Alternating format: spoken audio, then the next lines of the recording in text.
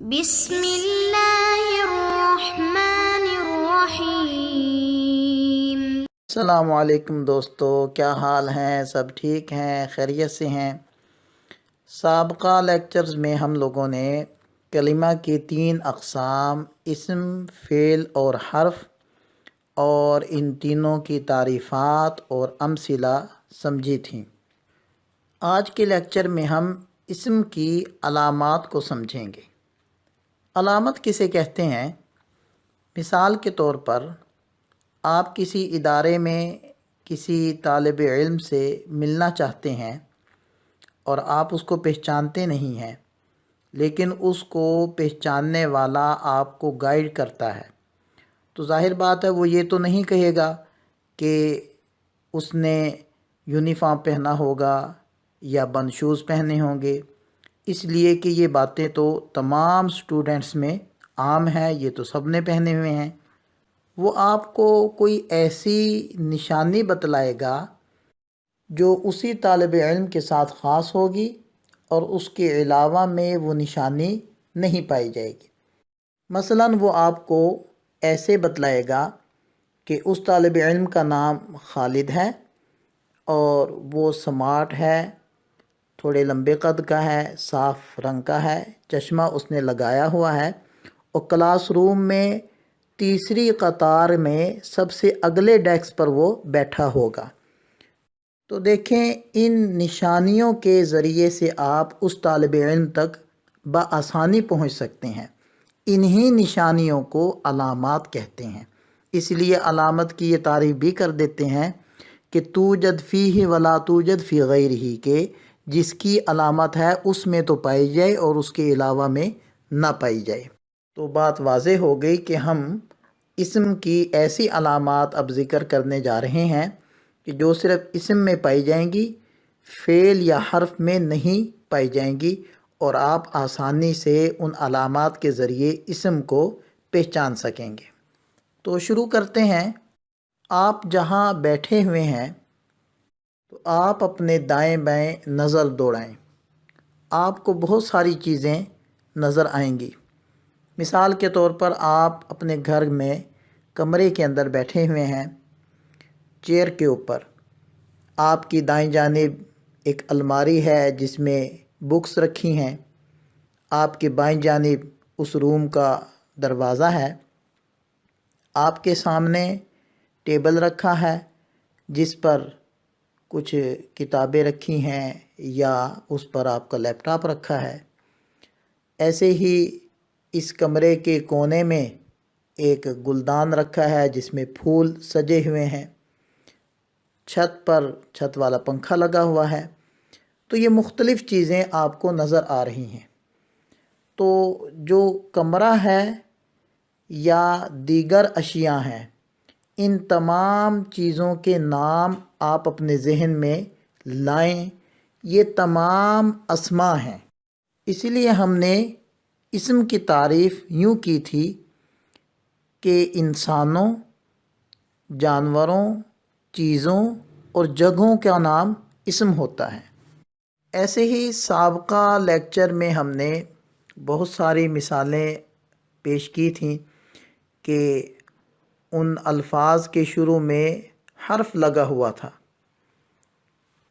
جیسے بالقطار للمسافر من البیت عن التذکرۃ علی الرصیف فی المحفظۃ علی الارض فی السماء الی المحطۃ بالبرایۃ فی البرکۃ بالاشارۃ فی الفناء علی الصندوق فی اللیل للبستانی فی الحمام۔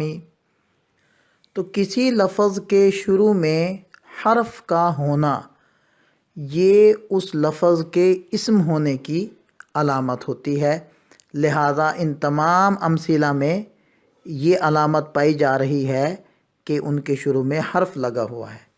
مزید آپ ان امثلہ میں غور کریں تو تمام الفاظ کے شروع میں الف لام لگا ہوا ہے، تو یہ الف لام کا شروع میں ہونا یہ بھی اسم کی علامت ہے۔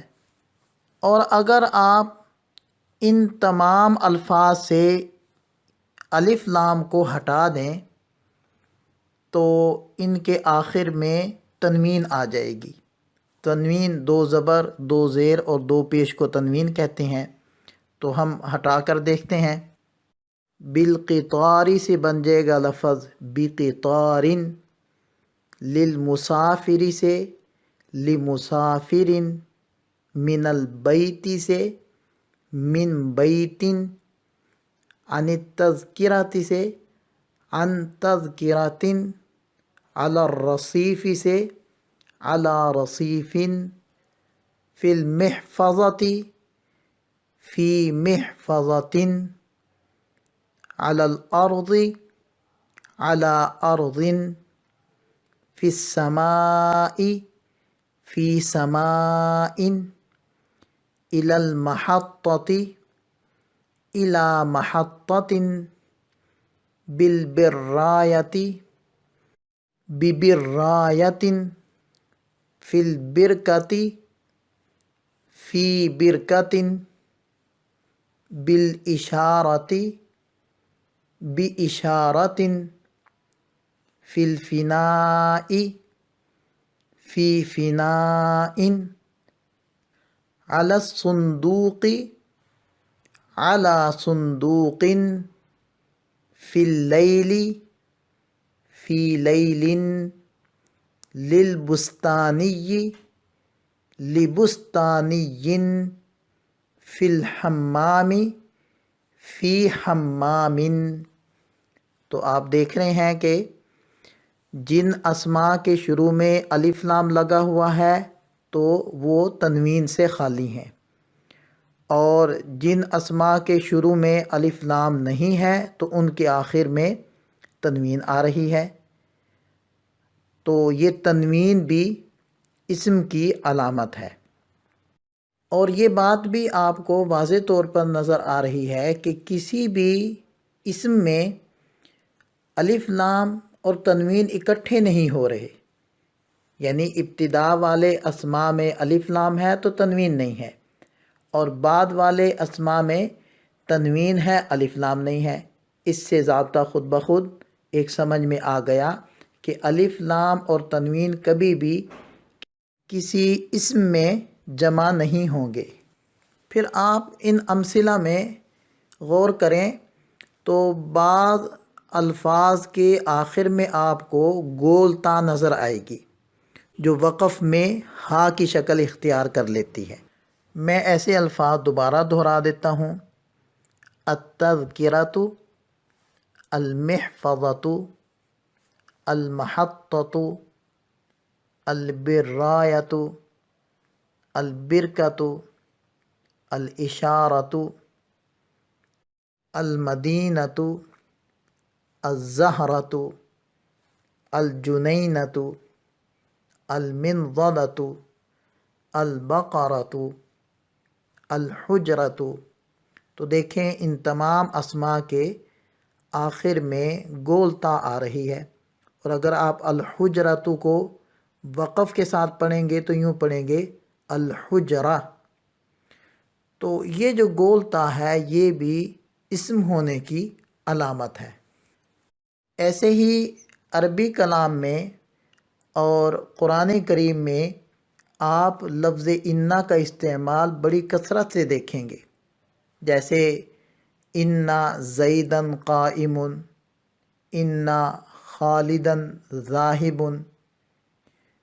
قرآن کریم میں ہے ان اللہ علی کل شیء قدیر، ان الذین کفروا، ان الذین آمنوا، ان اللہ اصطفیٰ۔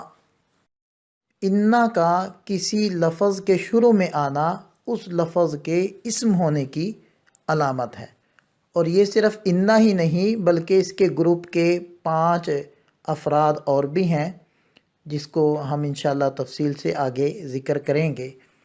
اسی طرح ہم اردو میں بعض مرتبہ دوسرے کو بلانے کے لیے او بھائی صاحب یا اے خالد یہ الفاظ استعمال کرتے ہیں۔ تو عربی میں کسی کو پکارنے کے لیے، آواز دینے کے لیے یا استعمال ہوتا ہے۔ اس پکارنے کو ندا کہتے ہیں اور یا کو حرف ندا کہتے ہیں۔ تو کسی لفظ کے شروع میں یا کا آ جانا یہ اس لفظ کے اسم ہونے کی علامت ہے۔ یہ چند علامات ہوئیں، بقیہ علامات کو ہم اگلے لیکچر میں کور کر لیتے ہیں۔ اللہ تعالیٰ ہم سب کا حامی و ناصر ہو۔ دعاؤں میں یاد رکھیے گا۔